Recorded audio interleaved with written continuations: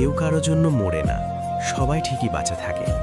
জীবন চলে যায় জীবনের নিয়মে, শুধু মরে যায় ভালোবাসা, প্রতিশ্রুতি আর সাজানো স্বপ্নগুলো। আপন মানুষগুলোই তো জানে, তাই তারা জানে কোথায় আঘাত করতে হবে। কাউকে দুঃখ দিয়ে কাঁদানো খুবই সহজ, কিন্তু কারো দুঃখ ভুলিয়ে কান্না মুছে দেয়া খুবই কঠিন, যা সবাই পারে না।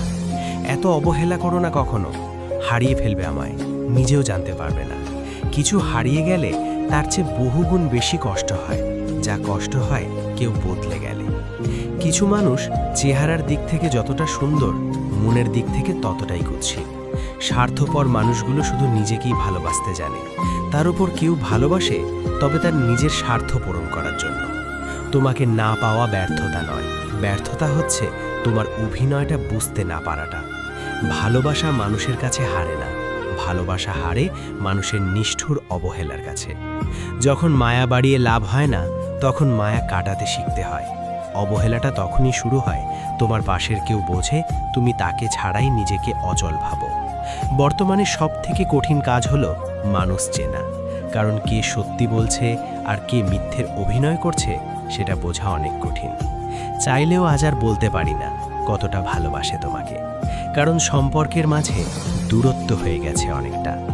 তুমি ততটা সময় খুশি আর ভালো থাকবে যতটা সময় তুমি দিতে থাকবে কিছু। তোমার চাওয়া কিচ্ছু থাকবে না। যখনই কিছু চাইতে যাবে তখন থেকেই কষ্ট পাওয়া শুরু হবে। সফলতা কেউ এনে দেবে না, তোমার নিজেকেই সফলতার রাস্তাটা খুঁজে বের করতে হবে। প্রেমের প্রথমে মানুষ জীবন দিতে পারে, কিন্তু প্রেম পূরণ হলে সময়টাও দিতে পারে না। সম্পর্ক পূরণ হলে অবহেলা শুরু হয়, ব্যস্ততার জগৎ তৈরি হয়, কমে যায় গুরুত্ব, বেড়ে যায় দূরত্ব। রাগ আর ঝড় দুটোই একরকম, থেমে যাওয়ার পর বোঝা যায় কতটা ক্ষতি হয়েছে। একজন মা তার ছেলেকে জন্ম দেন নারী থেকে, একজন স্ত্রী সেই ছেলেকেই জন্ম দেন হৃদয় থেকে। একজন মা তার অদেখা ছেলেকে অনুভব করেন পেটে হাত রেখে 10 মাস। একজন স্ত্রী সেই অচেনা ছেলেকে অনুভব করেন বুকে হাত রেখে সারাটা জীবন। একজন মা জন্ম দেন একজন শিশুপুত্রকে, একজন স্ত্রী জন্ম দেন একজন পরিণত পুরুষকে। একজন মা তার সন্তানকে হাত ধরে হাঁটতে শেখান, একজন স্ত্রী সেই সন্তানের হাত ধরেই জীবনের সমস্ত পথটা হাঁটে। একজন মা তার সন্তানকে কথা বলতে শেখান, একজন স্ত্রী প্রিয় বন্ধু হয়ে সারা জীবন তার কথা বলার সঙ্গী হয়ে ওঠেন। সন্তানের দায়িত্ব কাঁধে আসতেই মা তার সমস্ত পৃথিবী ভুলে যান, আবার স্ত্রী সেই সন্তানের দায়িত্ব নেবেন বলেই তার সমস্ত পৃথিবীটা ছেড়ে একদিন চলে আসেন। সন্তান না খেতে পারলে পাতে সেই উচ্ছিষ্ট খাবার মা এবং স্ত্রী উভয়ই খান। আবার সন্তান এবং স্বামীর মঙ্গল কামনায় উপবাস মা এবং স্ত্রী দুজনেই করে থাকেন। সন্তানকে বড় করেও সন্তানের থেকে প্রতিটা মাকেই আঘাত পেতে হয়। আবার স্বামীকে বিয়ে করেও প্রত্যেকটি স্ত্রীকে এক না একটি নির্যাতিত হতেই হয়। মায়ের কাছে সন্তানের জীবনের দায়িত্ব নেওয়ার শুরু প্রায় 20 বছর, স্ত্রীর কাছে স্বামীর জীবনের দায়িত্ব নেভানোর শেষ বাকি 7টি বছর।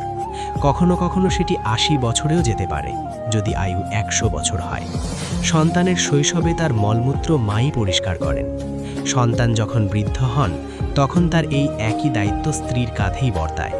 মায়ের কোল হলো সেই কোল যেখানে সন্তানের জন্ম হয়, অর্থাৎ প্রথম বিছানা।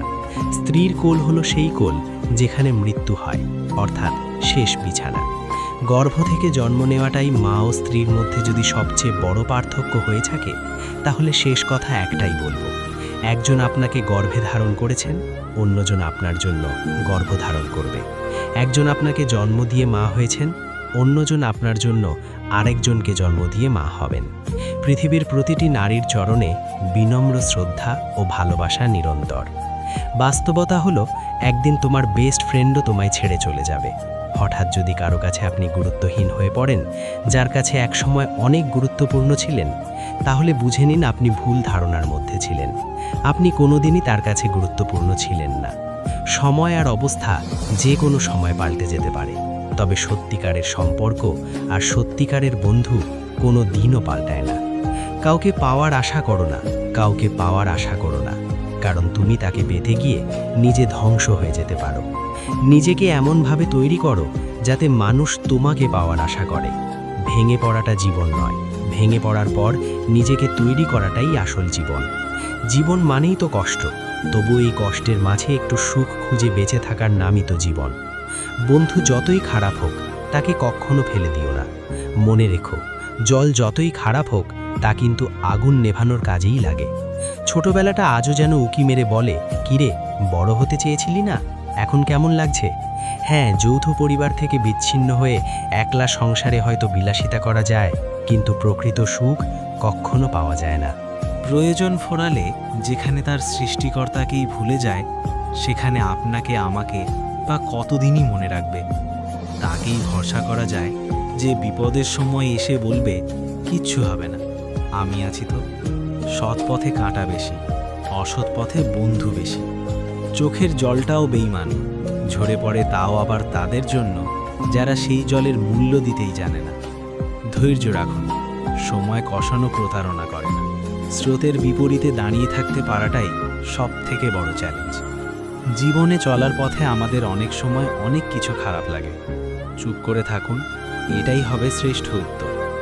ইগো দেখিয়ে মানুষকে ইগনোর করাটা স্মার্টনেস নয়, বরং সবার সাথে মিশতে পারা এবং কথা বলতে পারাটাই আসল স্মার্টনেস। মানুষ এতটাই স্বার্থপর হয় যে প্রয়োজন মিটে গেলেই ছুঁড়ে ফেলে দিতে 1 মিনিটও ভাবে না।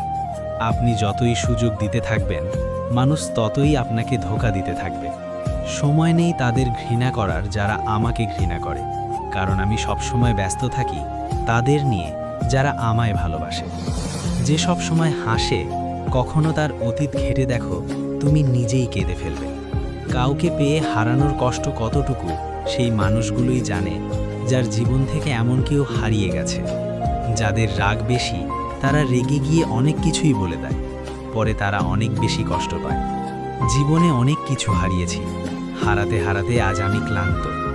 এখন আর হারানোর ভয় করি না, কারণ পৃথিবীতে যার কিচ্ছু নেই তার হারানোর ভয়ও নেই। ভয় পাও? হ্যাঁ। কাকে? সময়ের সঙ্গে রং বদলানো মানুষদের। যে মানুষ অন্যের অনুভূতি মূল্য দিতে জানে না, সে কখনো মানুষকে ভালোবাসতেই পারে না। কষ্ট সবারই থাকে, কেউ কষ্টের কথা সবাইকে বলে বেড়ায়, আর কেউ মিথ্যে হাসটা দিয়ে কষ্টটা গোপন রাখে।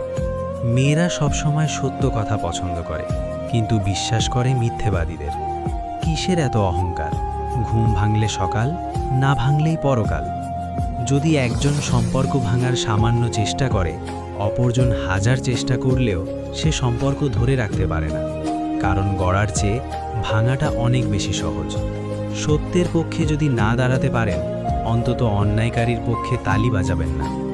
ধূমপান নয়, প্রেম ভালোবাসা স্বাস্থ্যের পক্ষে ক্ষতিকর, এটা মৃত্যুরও কারণ হতে পারে। তুমি যার একটা রিপ্লাইয়ের জন্য বারবার ইনবক্স দেখছো, হয়তো সে খুব বিজি অন্যের ইনবক্স ভরাতে।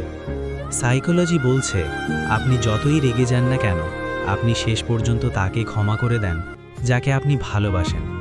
কাউকে ভুল বোঝার আগে সত্যিটা একবার যাচাই করে নিও, না হলে একটা সুন্দর সম্পর্ক ভাঙতে বেশিক্ষণ লাগবে না। সময়ের সঙ্গে রং বদলানো মানুষদের কখনো ক্ষমা করতে নেই। যখন কেউ কারোর জন্য কাঁদে, সেটা হলো আবেগ। যখন কেউ কাউকে কাঁদায়, সেটা হলো প্রতারণা। আর যখন কেউ কাউকে কাঁদিয়ে নিজেও কেঁদে ফেলে, সেটাই হলো প্রকৃত ভালোবাসা। প্রতিশোধ নেওয়ার দরকার নেই, সময় তোমার হয়েই প্রতিশোধ নিয়ে যাবে। কিছু কিছু পোস্ট নির্দিষ্ট কিছু মানুষের গায়ে লাগে, কারণ সেই পোস্টের সাথে তাদের চরিত্রই মিলে যায়। কারোর দুঃখ নিয়ে কখনো ব্যঙ্গ করো না, কে জানে কে কী কষ্টের মধ্যে দিয়ে বেঁচে আছে। জীবনে যাই হোক, কখনো হাসতে ভুলে যেও না, কারণ হাসিটাই তোমার শক্তি আর সাহস যোগাবে। কাউকে নিজের চেয়ে বেশি ভালোবাসতে যেও না, কারণ ভালোবাসা এমন একটা জিনিস যা বেশি পেলে মানুষ অবহেলা করে। একটা ভালো মন্দ বদলে দিতে পারে একটা খারাপ জীবনকে, একটা খারাপ মন নষ্ট করে দিতে পারে একটা সুন্দর জীবনকে।